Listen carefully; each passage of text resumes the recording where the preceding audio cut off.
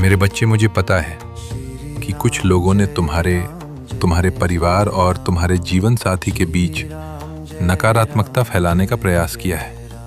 उन्होंने चाहा कि तुम्हारा अपना ही व्यक्ति तुम्हारी बातों पर विश्वास न करे और उनकी ओर आकर्षित हो जाए।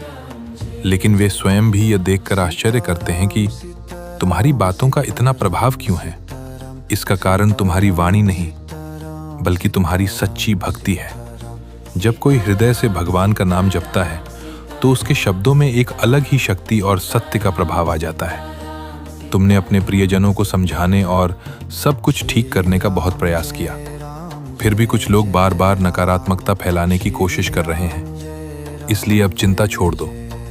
किसी से लड़ने या किसी को बदलने का प्रयास मत करो। यदि तुम्हारा मन बार बार संकेत दे रहा है कि कुछ ठीक नहीं है, तो अपनी अंतः प्रेरणा का सम्मान करो। कई बार तुम्हारा जीवन साथी या परिवार का कोई सदस्य उस स्थिति को महसूस नहीं कर पाता, क्योंकि वह स्वयं भ्रम या नकारात्मक प्रभाव में उलझा होता है। ऐसे समय में तुम्हारा सबसे बड़ा सहारा केवल प्रभु का नाम है। राम नाम का जप करो, हनुमान जी का स्मरण करो। जहां सच्ची भक्ति होती है, वहां नकारात्मकता अधिक समय तक टिक नहीं सकती। प्रभु की कृपा धीरे धीरे हर अंधकार को दूर कर देती है और मन में शांति, साहस तथा सही मार्ग का प्रकाश भर देती है। याद रखो मेरे बच्चे, भक्ति सबसे बड़ी शक्ति है।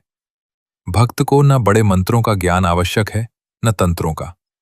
यदि उसका हृदय निर्मल है और उसका विश्वास अटल है, तो भगवान स्वयं उसका मार्ग प्रशस्त करते हैं।